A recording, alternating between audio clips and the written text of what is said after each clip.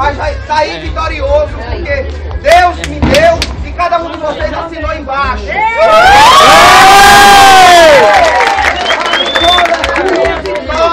A minha vitória foi uma vitória verdadeira. Minha campanha foi uma campanha honesta. Eu fiz minha campanha em cima da minha amizade. Com certeza! Acreditaram em mim. Com certeza!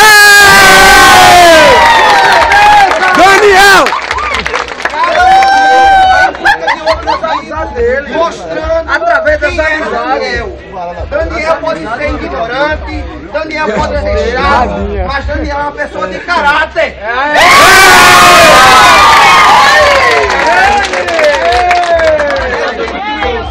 Trabalhei 8 anos no loteamento de Estevam de Sena, no loteamento de Gustavo, onde lá eu trouxe melhoria e cresci e desenvolvi o loteamento de São Gustavo.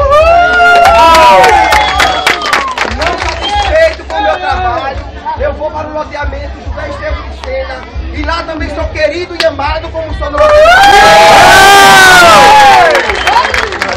Agradeço aqueles que me apoiaram, agradeço também aqueles que viviam me caluniando, que viviam falando mal de mim, que moram aqui na minha rua, mas que queria puxar meu tapete. Um muito obrigado!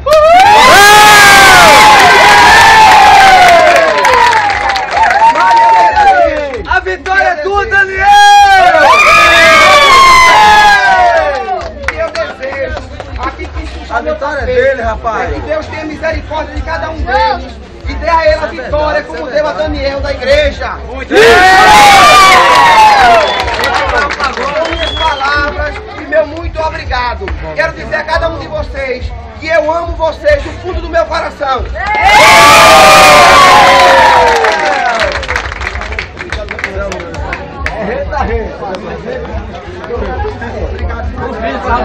Vamos beber a gente, beber um copo. Foi sim, que a gente tá indo. Não é fácil. Agora, ô Daniel. Daniel, agora é o visto. Agora é o visto! Uma pessoa que teve 397 votos.